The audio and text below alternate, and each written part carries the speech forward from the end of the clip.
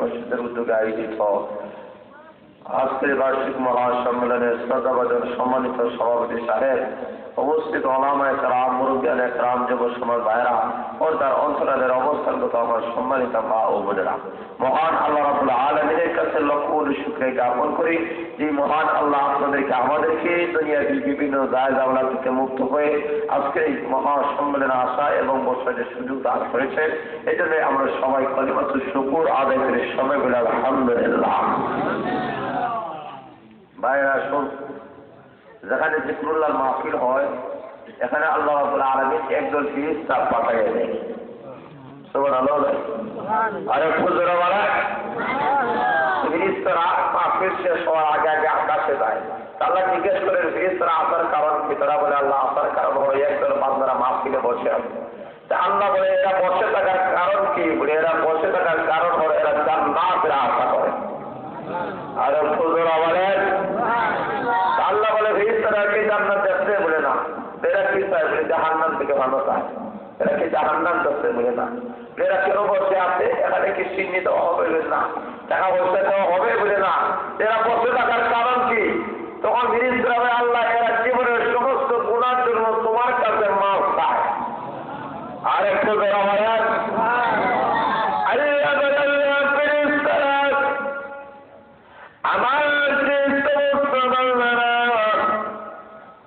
মাহফিলের মধ্যে বসে রয়েছে আমার জান্নাতের আশা করে আর জাহান্নাম থেকে পানা চায়, ফেরেশতারা রে আমার বান্দাদেরকে ঘোষণা দাও তারা মাহফিলে উঠার আগে আগে আমি আল্লাহ তাদের পিছনের সমস্ত গুনাহ মাফ করে দিলাম। যারা বসতে পেরেছেন লস নালাম। আর একটু যারা বলেন লক্ষ্য করে দেখেন আযান হয়ে গেছে, এখন নামাজের সময় যতটুকু সময় ভিতরে থাকবে এর ভিতরে বান্দারা যখন নামাজের অপেক্ষা করবে আল্লাহ রাসূল ঘোষণা দিয়েছেন নফল নামাজ পড়লে এই পরিমাণ সওয়াব, এই পরিমাণ সওয়াব অপেক্ষা করার কারণে আল্লাহ তার আমল নামায় দান করবে। যারা বসতে পেরেছেন লস না লাভ? আর লস না। আর এখনো যারা বাড়ি ঘরে আছে অনেকে আযান হওয়ার ঘরে আসে না, একটু ঘরে যায় কেন? ছেলের মহব্বত, মার মহব্বত, বাবার মহব্বত, ওর মহব্বত। এমন লোক আছে কি নাই? একটু জোরে হন আছে কি নাই? বোর মহব্বতে আসে না, মা বললে হাঁটে না, মা বললে হাঁটে না, বউ বললে হাঁটে। এমন লোক আছে কি নাই? বিচার মা বলতে হাঁটে না, মা বলতে হাঁটে না, বউ বলতে হাঁটতে। তো ওদের জিজ্ঞেস করে ভাই কাম্য হলে ওদের বাপ বললে বাপ হওয়া যায়, মা বললে মা হওয়া যায়, বউ বললে বউ হওয়া যায় না। এটা আবার কিভাবে? কিছু টাকা আমার আব্বা যখন মারা গেছে এলাকার সমস্ত মুরব্বীরা কান্দাল আপনার তোমার বাবা আইসে একদিন গেছে একদিন আসা যাওয়া দুনিয়ার নিয়ম মনে করে আজ থেকে আমরাই তোমার বাবা। আরো কিছু যখন আমার মা যখন মারা গেছে এলাকার সমস্ত মুরব্বী মহিলারা হয় বাবা কান্দাল আপনার তোমার মা আইসে একদিন গেছে একদিন আসা যাওয়া দুনিয়ার নিয়ম মনে করে আজ থেকে আমরাই তোমার মা। আজকে আমার বউটা মারা গেছে এলাকার নজর মহিলাই হইল না বাবা কান্দা লাভ নাই, তোমার বউ মরছে ওষুধটা কি মনে করি রে ভাই আজকেই থেকে আমরাই তোমার বউ।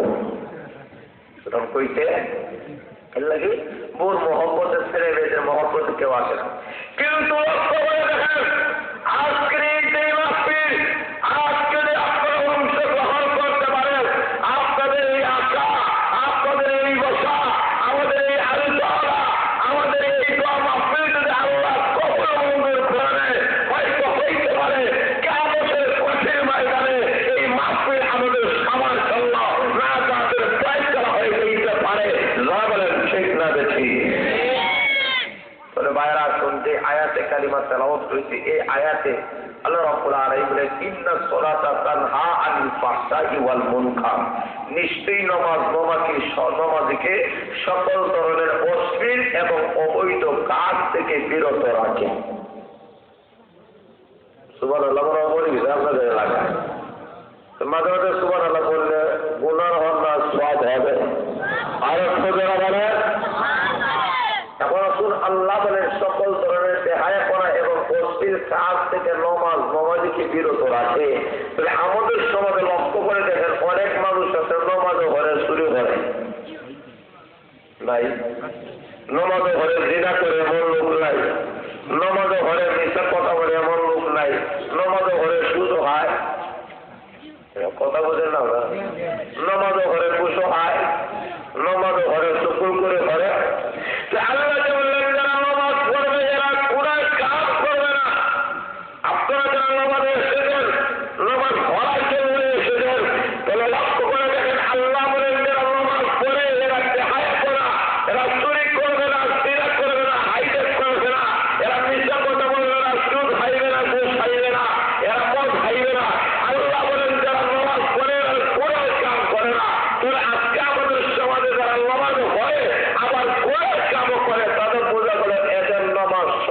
হইতেছে না। আরো সুন্দর হল না, দুইটা থেকে একটা মানতে হবে। হয়তো বলতে হবে নমাজ সঠিক, গুনার কাম থেকে যেহেতু বিরত থাকে না, তাহলে নমাজ যদি সঠিক হয় গুনার কাম করতে পারে না, যদি গুনার কাম করে তাহলে বুঝতে হবে তার নমাজ সঠিক হইতেছে না।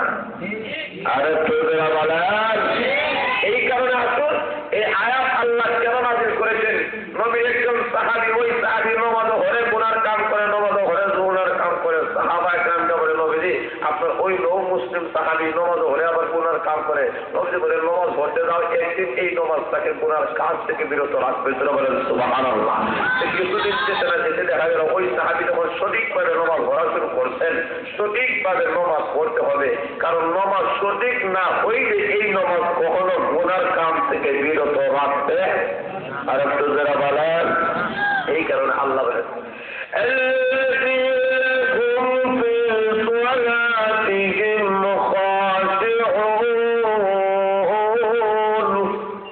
আল্লাহ বলে নমাজ পড়ো এমন ভাবে খুশু হুজুর সাথে নমাজ পড়ো।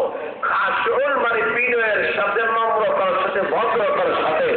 খাশউনের দুইটা ব্যাখ্যা উল্লেখ করা হয়েছে। একটা ব্যাখ্যা হলো তনে মনে নমাজ পড়ো।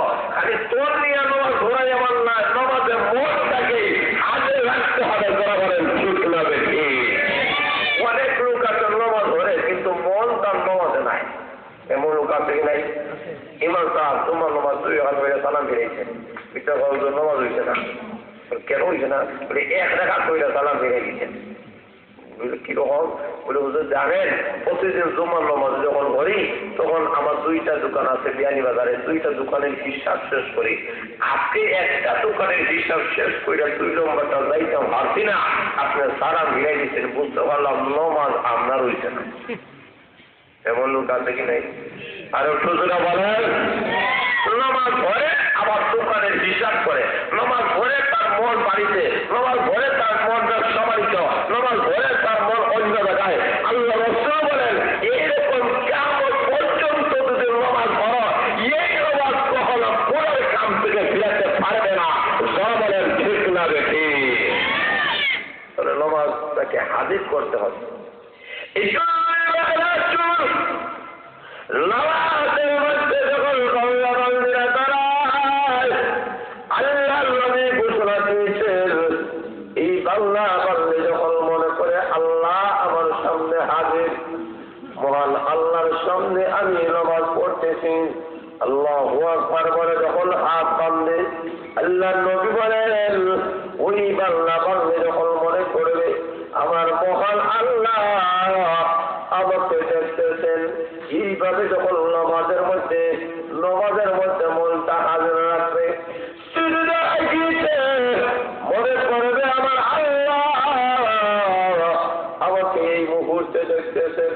24 ঘন্টা আল্লাহ রাব্বুল আলামিন বলেন যারা নামাজের মধ্যে তার মনটাকে হাজির নাজির মনে করবে, আল্লাহ আমার সামনে হাজির নাজির, আল্লাহ আমার সামনে রয়েছেন। এইভাবে নামাজের মধ্যে যখন নামাজি তার মন থেকে ঠিক করবে, এই নামাজি মসজিদ থেকে বাইরে হয়ে গেলে জিন্দেগিতে কোনোদিন গুনার কামের দিকে যাবে না। যখন ঠিক লাগবে লক্ষ্য করে দেবেন, আজকে আমাদের সমাজে অধিকাংশ মানুষ কিন্তু আল্লাহকে নামাজে সেই রকম হাজির নাজির মনে করে। এইরকম যদি মসজিদ থেকে বাহির হওয়ার করে দেবেন, আল্লাহকে যদি হাজির নাজির মনে করে, নামাজের মধ্যে দাঁড়ায় গিয়েছে, লক্ষ্য করে দেখেন আল্লাহু আকবার বলে যখন হাত বাঁধলো, ওই মুসল্লি আর কথা বলে না। কেন বলে না? কারণ আমার মহান আল্লাহ আমাকে দেখতেছে। এরকম ঠিক না?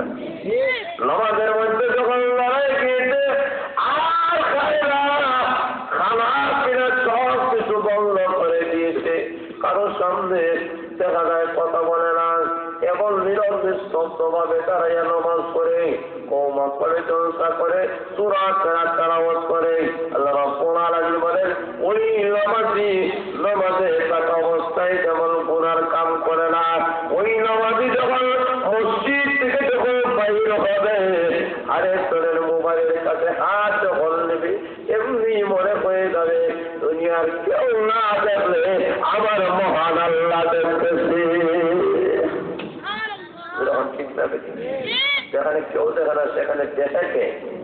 আরেকটু করে বলেন বিচার হয় মুড়িদের হয় মুড়ি দইলাম তারা হসপিটাল না মুড়ি দইছি ওই বিচারে হয় তোমার মন এখনো সব হয়েছে না, এখনো তোমার মনে আল্লাহ যে হাজির না এই বিশ্বাস পরিপূর্ণ জমছে না। সেটা বলেন সুবহানাল্লাহ। কিভাবে ওটা ঠিক আছে তোমরা তো খেলা হতো এটা যাও 4টা পাখি দিচ্ছে 4টা পাখি আসি দেওয়া যাও এমন জায়গায় না জব করবা যেই জায়গায় তুমি আর কেউ দেখে না। একজনে লইয়া গেছে রুমের ভিতরে ঢুকতে তোরটা বন্ধ হয়ে জমা হয়েছে কেউ দেখেনি। আরেকজনে পাহাড়ের উপরে না জমা করতে কেউ দেখছে না। আরেকজনে ভাগি দিচ্ছে ডুবতে জমা করতে আরেকজনে জমা না হয়ে হিসাবের সামনে হাজির না। ওই জন্য খুশিটা তো তুমি তো অর্জন করবে ওই জায়গায় তুমি ওই জায়গায় তুমি ওই জায়গায় তুমি তো হল্লা না কানে বলে হিসাব শোনেন আমি লইয়া গেছিলাম রুমের ভিতরে গিয়ে দেখি কেউ দেখে না একজন দেখে তার নাম কি আর একটু যারা বলার আমি তখন গেল পাহাড়ের চূড়ায় দুনিয়ার কেউ দেখে না কিন্তু একজন দেখে তাকে আমরা দেখি না তার নাম বলেন কি আর একটু যারা বলেন আমি নিয়ে গেলাম পানির ভিতরে অন্ধকার কেউ দেখে না কিন্তু একজন দেখে তার নাম কি আর একটু জোরে বলেন আরেকটু তোর দিকে বললাম কিন্তু লক্ষ্য করে দেখি দুনিয়ার কেউ দেখে না কিন্তু আকামুল হাকিমিন আদিল্লাহির আল্লাহ মহান আল্লাহ আমাকে দেখতেছেন। এই কারণে আমি মুরগিটা জবাই করতে পারলাম না। এবার বলে তোমার অন্তরে আল্লাহর আদিল্লাহির বিশ্বাস জন্মে গিয়েছে আর দেরি করতে চাই না। এই মুহূর্তে আমার খেলাফতে তোমাকে দিয়ে দিলাম। বোঝা গেল যার অন্তরে এই বিশ্বাস আছে যে আল্লাহ হাজির নাজির 24টি ঘন্টা আমার সামনে আছেন। তো মসজিদে গেলে যেমন শুরু করে না ও মসজিদে শুরু হলো না মিয়া সব জায়গায় শুরু করতে পারো মসজিদ হইল না মিয়া কেন মসজিদ কার ঘর আর এইগুলো শুরু হয়ে যাবে আল্লাহ করলিবা ওই লোকটা ঘর থেকে বাইরে যখন শুরু করা যাইব এই শুধু মনে হয় কেউ যদি না দেখে আমার আল্লাহ দেখতেছে বলেন ঠিক না বেঠিক। এইভাবে সরকারি কর্মকর্তা তো মনে হয় রিলিফের মাল জনগণের মাল আমি দেখাই দিতাম কেউ না দেখলে আল্লাহ দেখতেছে এইরকম ডাকাতের আগে একজন মানুষ আরেকজন হাত বাইরে মারি না কেউ দেখে না কিন্তু একজন দেখতেছে তার নাম কি আল্লাহ। এইভাবে সিরাকুরেরা গভীর রাত্রিতে আরামের ঘুম হারাম করে গভীর জঙ্গলে কাছে জিনা করে যদিও কেউ দেখে না কিন্তু একজন দেখতেছে তার নাম কি আল্লাহ। এই কারণে আল্লাহ রাব্বুল আলামিন নামাজের মধ্যে তোমার মনে মনে মন নিয়ে যদি নামাজ পড়ো এইভাবে নামাজের মধ্যে মনকে হাতের যখন রাখবা এই ট্রেনিং দিবা আর কেউ না দেখা আমার আল্লাহ দেখে আল্লাহ বলে এই নামাজের ঘর থেকে বাইরে হওয়ার পরে সর্বক্ষেত্রেই যদি আল্লাহকে হাতের না দিয়ে যদি মনে করে সর্বক্ষেত্রেই যদি মনে করে কিয়ামতের কঠিন হয়ে যাবে আল্লাহর আসলের কাজ করায় ছাড়াইয়া কেমন সেদিন হিসাব দিতে হবে তখন এই নামাজে কখনো গুনার কামের দিকে যাইতে পারে। আর একটু জোরে বলেন বলে 1 নম্বর হলো মনকে নিয়ে নামাজ পড়তে হবে। 2 নম্বর খাস শরীরের 2 নম্বর ব্যাখ্যা হলো নামাজের কিছু বিধান আল্লাহ দিয়েছেন ফরজ, কিছু বিধান আছে ওয়াজিব, কিছু আছে সুন্নত, কিছু আছে মুস্তাহাব। জোরে বলেন ঠিক না বেঠিক। নামাজের যেই সমস্ত ফরজ আছে ওইগুলো আদায় করবেন, ওয়াজিবগুলো আদায় করবেন, সুন্নতগুলো আদায় করবেন, মুস্তাহাবগুলো আদায় করবেন, কুরবান দরজা এই সবগুলো সঠিকভাবে যখন স্থিরভাবে যখন নামাজ থেকে আদায় করবেন আল্লাহ রাসূল বলেন একদল সূরা আছে মালের সুর আরেকদল সুর আছে নামাজ সুর। যখন ঠিক না দেখে নামাজ সুর হয় কিভাবে অগ্রগতি নামাজ চুরি করে কিভাবে আল্লাহ নবী বলেন নামাজ চুরি মানে রীতিমতো রুকু করে না রীতিমতো সেজদা করে না। এক রুকু থেকে দাঁড়াই না দাঁড়ায় আরেক রুকু আরেক না দাঁড়াইয়া সেজদার মধ্যে দাঁড়িয়ে 2 সেজদার মধ্যখানে কষ্ট হয় এই কষ্টটা তার জন্য ওয়াজিব কিন্তু এর সেজদার মাথা তুলতে না তুলতে আরেক সেজদার জায়গায় আল্লাহ রাসূল বলেন এইভাবে নামাজের যে বিধিবিধানগুলো আছে আরকানগুলো আছে এইগুলো সঠিকভাবে আদায় করবে না তারা ঘোরা করবে।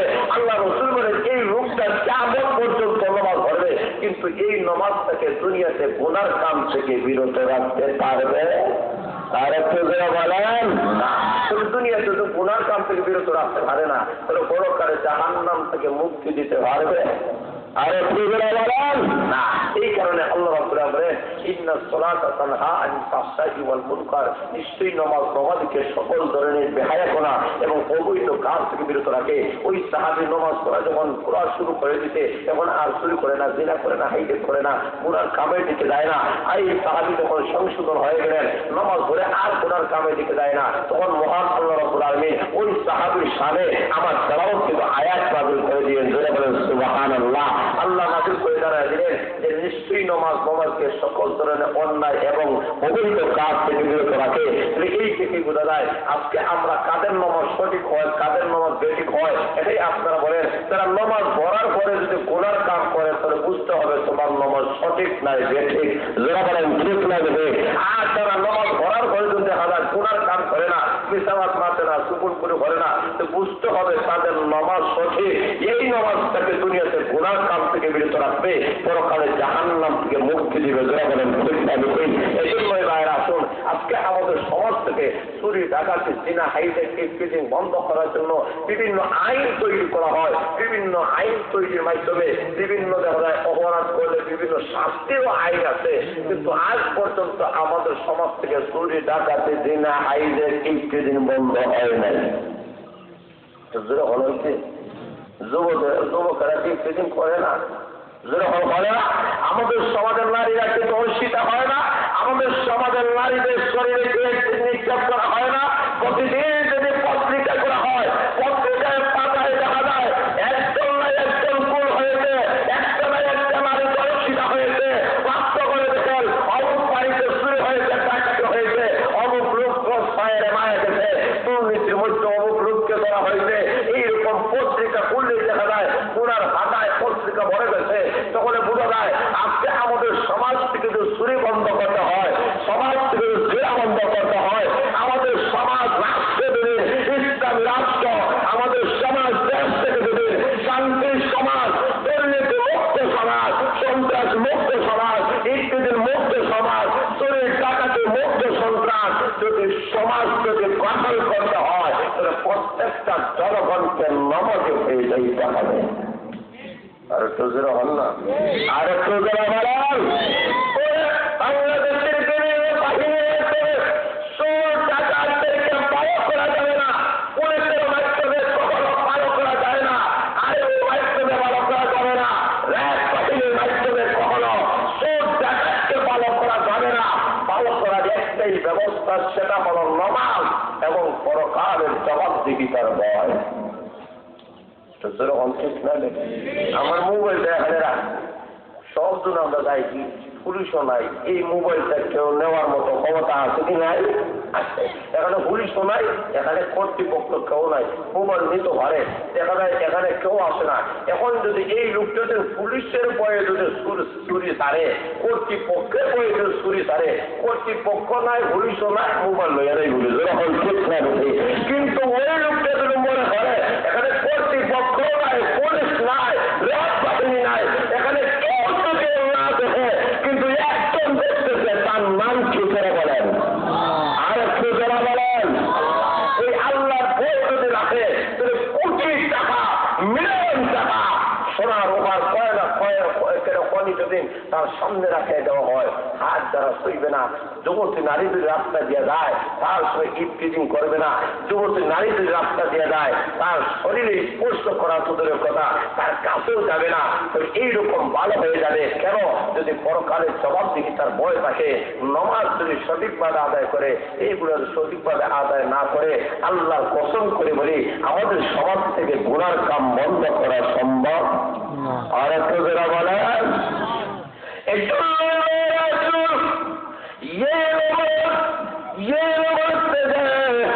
আল্লাহ নবী বিশ্ব নবী রহমতুল আলামিন ঘোষণা দিয়েছেন, উম্মতেরা রে, 5 বেলা যদি নামাজ আদায় করতে পারো, আমি বিশ্ব নবী ঘোষণা দিলাম, মহান আল্লাহ রাব্বুল আলামিন তোমাদেরকে 5টা পুরস্কারে পুরস্কৃত করবেন। দূরে বলেন কয়টা? আর দূরে বলেন।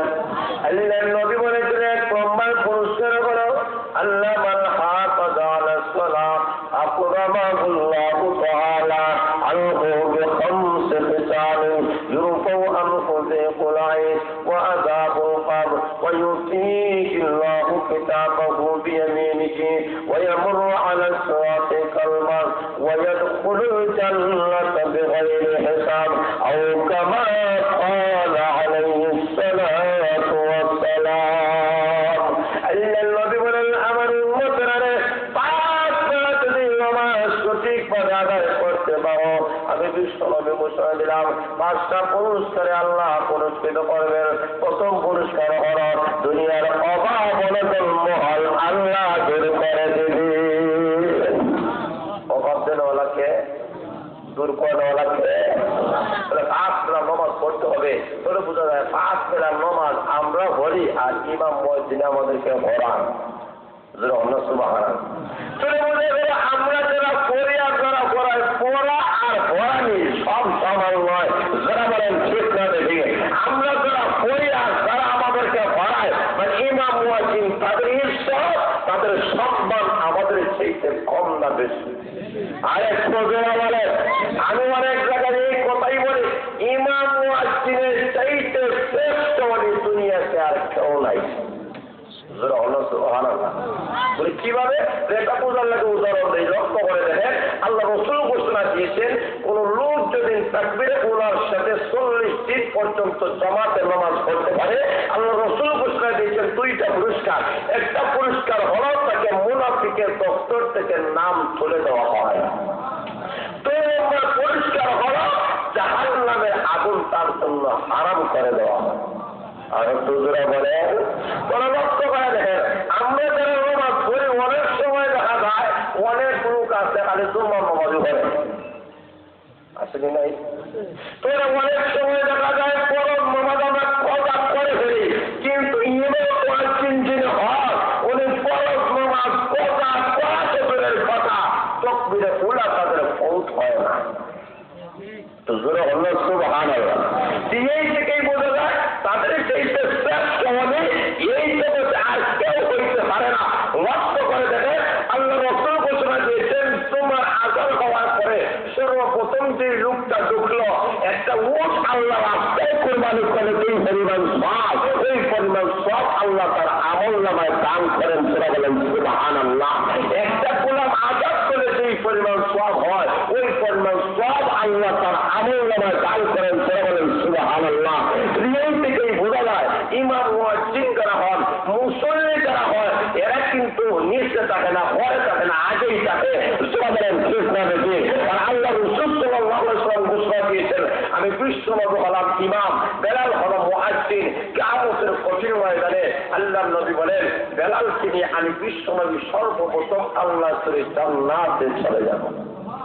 আর যারা বলে আল্লাহর নবী বলেন এই বেলাল যে বেলালের কোন দাম ছিল না কোন সম্মান ছিল না কিন্তু আল্লাহর নবীর কাছে আসার কারণে আল্লাহর নবী বলেন ও বেলাল আমি বিশ্বনবী তোমাকে আজ থেকে মসজিদে নববীর মুয়াজ্জিন বানাইয়া দিলাম। ধরে বলেন সুবহানাল্লাহ। বেলাল যখন মসজিদে নববীর মুয়াজ্জিন হয়ে গেছে বেঈমান কাফেররা বলে ওই বেলালকে আপনি সরাইয়া দেন ওই কালো মুসলিম বেলালকে সরাইয়া আরেকজনকে আপনি মুয়াজ্জিন বানান। আল্লাহ নবীকে সরাইয়া আরেকজনকে মুয়াজ্জিন বানাইলেন। উদ্দেশ্য হল তাহলে বেঈমান কাফেররা মনে হয় মুসলমান হয়ে যেতে পারে কিন্তু লক্ষ্য করে দেখা যায় বেলালকে যখন সরাইয়া দেওয়া হয়েছে পাঠাইয়া দিয়েছেন যা আমার বন্ধু মুহাম্মদকে জিজ্ঞেস করো কেন বেলাল মসজিদে নববীর মধ্যে আযান দেয় না। এবার আল্লাহর নবী বলেন বেলালের চেয়ে সুন্দর মানুষ আযান দিয়েছে। এবার জিবরাইল বলে ওগো নবীজি আপনি যদিও বেলালকে চিনেন নাই কিন্তু মহান আল্লাহ ওই বেলালকে চিনতে কোনো ভুল করেন নাই। ওই বেলাল যখন মসজিদে নববীর মধ্যে যখন আল্লাহু আকবার আল্লাহু আকবার বলে যখন আযান দেয় তার আযান মহান আল্লাহ আরশ পর্যন্ত পৌঁছায় দেয়। নবী বলেন আমি যখন মেয়েরাজের রাত্রিতে 7 আকাশ পাড়ি দিয়ে আসছি মুনতাহা পাড়ি দিয়ে জান্নাত ভ্রমণ করার জন্য যখন গেলাম, এমনি দেখি জান্নাতের ভিতরে জুতার কড়কড় আওয়াজ শোনা যায়। আমি বললাম কে? আমি নবীর আগে জান্নাতের ভিতরে ঢুকে গিয়েছে। এমনি ফেরেশতারা বলে ওগো নবীজি কেউ ঢোকার পারমিশন নাই, তবে আপনার বেলাল জান্নাতের ভিতরে তার জুতার কড়কড় আওয়াজ শোনা যায়। যারা বলেন সুবহানাল্লাহ। এমন কি তুমি আমল করেছ যে আমলের কারণে জান্নাত পর্যন্ত তোমার আওয়াজ পৌঁছে গিয়েছে? বলেন নবীজি এমন কোন উল্লেখযোগ্য আমল করতে পারে নাই, তবে শোনেন গো নবীজি আমি ওযু করে তাহিয়াতুল ওযু অথবা দুখুলুল মসজিদ নামে 2 রাকাত নামাজ পড়ি, মনে হয় এমন আমল আমার আল্লাহ কবুল মঞ্জুর করে নিয়েছেন, যার কারণে আমার মতো মুয়াজ্জিনকে মহান আল্লাহ এত